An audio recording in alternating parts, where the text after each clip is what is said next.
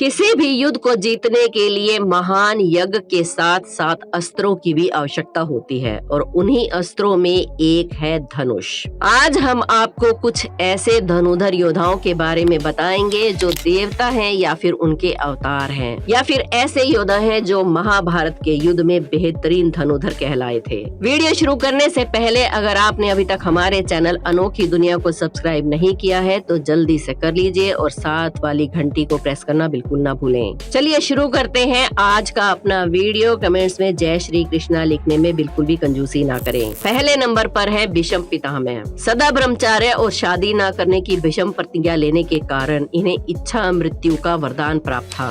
गंगा के पुत्र भीष्म ने खुद परशुराम से विद्या ग्रहण की थी और ऐसे शस्त्रों का ज्ञान ग्रहण किया था जिसने उन्हें अजय बना दिया था। वो हर अस्त्र को चलाने में माहिर थे और साथ ही एक बहुत बड़े धनुधर भी थे। केवल अपने धनुष की प्रत्यंचा की ध्वनि से ही वो अपने विपक्षी सेना का संहार कर देते थे। उनके पास ब्रह्मास्त्र से लेकर नारायण और शिव जी का पशुपास्त्र भी था, जिसमें से उन्होंने सिर्फ ब्रह्मास्त्र का ही उपयोग किया था, वो भी अपने ही गुरु परशुराम जी पर। दरअसल ये बात उस समय की है जब कौरवों और पांडवों का जन्म भी नहीं हुआ था। भीष्म ने अपनी शक्ति के बल पर काशी राज की 3 पुत्रियों को जबरदस्ती हरण करके अपने भाई विचित्रवीर्य से विवाह करने के लिए विवश किया। अंबिका और अंबालिका का विवाह तो विचित्रवीर्य से हो गया, लेकिन अंबा ने कहा कि वो शैलवराज से प्रेम करती हैं, इसलिए उनसे विवाह नहीं कर सकती। ये सुनकर भीष्म ने उन्हें राजा शाल्व के पास भेज दिया। राजा शाल्व ने ये कहकर अंबा से विवाह करने से इनकार कर दिया कि वे हरण करके ले गई स्त्री से विवाह नहीं करेंगे।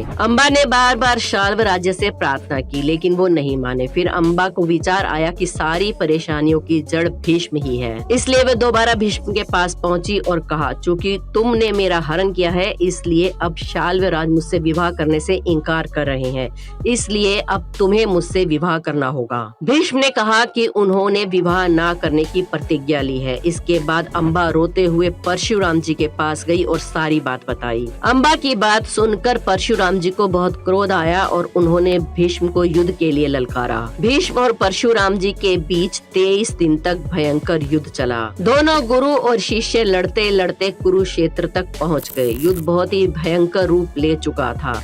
दोनों ही बहुत बलशाली थे। कभी परशुराम जी का पलड़ा भारी होता तो कभी भीष्म का पलड़ा भारी पड़ता। 23 दिन तक युद्ध का कोई भी जब परिणाम नहीं निकला तो नारद मुनि सहित भीष्म की माता गंगा और अन्य ऋषियों ने आकर समझौता करवाया और युद्ध को बंद करने की प्रार्थना की। इस पूरी घटना से पता चलता है कि भीष्म पितामह कितने बड़े धनुधर और योद्धा थे। अब आगे बढ़ते हैं और बात करते हैं दूसरे धनुधर की, जो है अर्जुन। 5 पांडवों में से एक थे अर्जुन, जो कि पूरी दुनिया में अपनी धनुर्विद्या के लिए प्रसिद्ध थे। गुरु द्रोणाचार्य के श्रेष्ठ शिष्यों में से एक थे अर्जुन, जो कि उन्हें बहुत ही ज्यादा प्रिय थे। गुरु द्रोण ने अर्जुन को धनुष सिखाते हुए वचन दिया था कि तुम इस दुनिया के यानी कि संसार के सबसे श्रेष्ठ धनुधर योद्धा कहलाओगे। अर्जुन के धनुष की टंकार से पूरा युद्ध क्षेत्र गूंज उठता था। उन्हें गांडीवधारी भी कहा जाता था क्योंकि उनके धनुष का नाम गांडीव था। द्रौपदी के स्वयंवर में पानी में मछली की परछाई को देखकर पेड़ पर टंगी मछली की आंख पर अर्जुन ने निशाना भेदा था।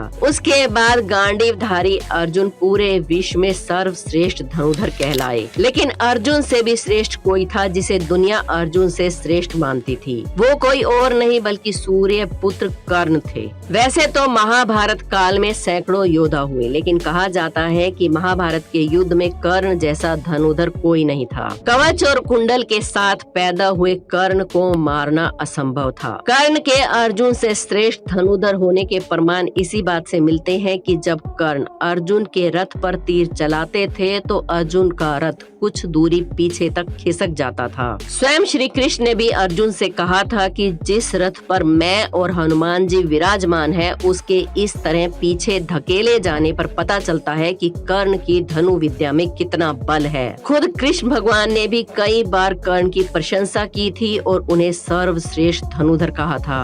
अब बात करते हैं ऐसे धनुधर की जिसका अंगूठा अगर ना लिया गया होता तो महाभारत के परिणाम आज कुछ और ही होते। जी हाँ, आप बिल्कुल सही समझे हैं, वो कोई और नहीं बल्कि एकलव्य है। गुरु द्रोण की मिट्टी से मूर्ति बनाकर उसके समक्ष एकलव्य ने धनु विद्या सीखी थी। गुरु द्रोण को जब ये बात पता चली कि एकलव्य अर्जुन से श्रेष्ठ धनुष बाण चलाना सीख गया है, तो उन्होंने एकलव्य से पूछा कि तुमने ये विद्या कहाँ से सीखी। इस पर एकलव्य ने कहा, गुरुवर, मैंने आपको ही अपना गुरु मानकर आपकी मूर्ति के समक्ष ये विद्या हासिल की है। इस पर गुरु द्रोण ने कहा कि अब तो तुम मेरे शिष्य बन गए हो और तुम्हें मुझे गुरु दक्षिणा देनी होगी। ये बात सुनकर एकलव्य प्रसन्न हो गया और कहने लगा कि गुरुवर, मांगिए, आपको गुरु दक्षिणा में क्या चाहिए। द्रोण ने कहा कि मुझे तुम्हारे सीधे हाथ का अंगूठा चाहिए। अर्जुन को गुरु द्रोण ने वचन दिया था कि तुम इस दुनिया के सबसे श्रेष्ठ धनुधर बनोगे और इसी वचन की रक्षा के लिए उन्होंने एकलव्य से उसका अंगूठा मांगा था।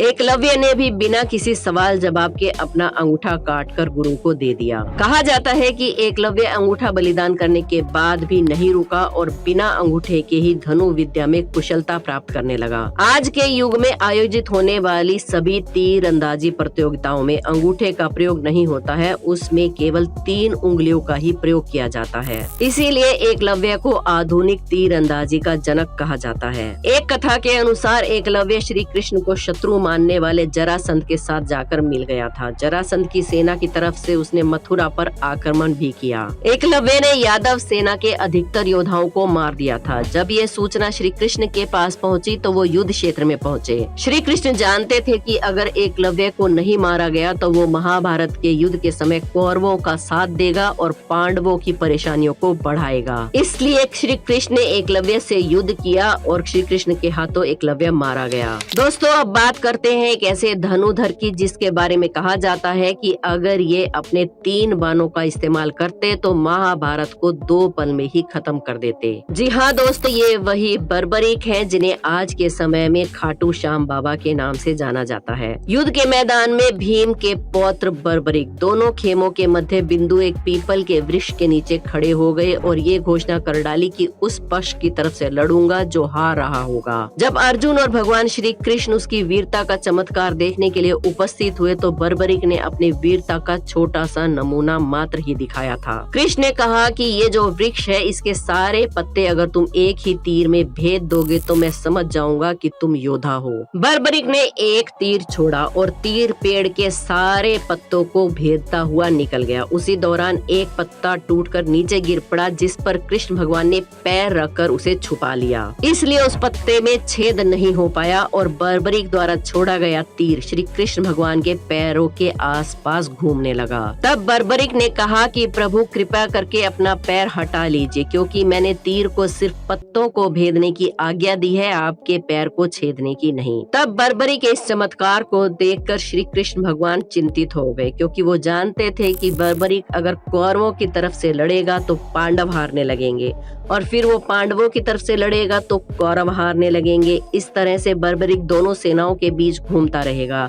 कौरव और पांडव दोनों समाप्त हो जाएंगे, निर्णय युद्ध का नहीं हो पाएगा और अंत में कुछ बचेगा तो वो होगा केवल बर्बरीक। इसीलिए भगवान कृष्ण ब्राह्मण का रूप बनाकर बर्बरीक के पास पहुँचे और उसका मस्तक दान में मांग लिया। तब से बर्बरीक को शीश का दानी और हारे का सहारा कहा जाता है। तो दोस्तों, ये थे महाभारत के सर्वश्रेष्ठ धनुधर। वीडियो पसंद आई हो तो एक लाइक जरूर करें। हमारे चैनल अनोखी दुनिया को सब्सक्राइब करके बेल आइकन को प्रेस करना बिल्कुल ना भूलें। कमेंट्स में जय श्री कृष्णा जरूर लिखें। कल फिर मिलते हैं एक और नई इंटरेस्टिंग वीडियो के साथ।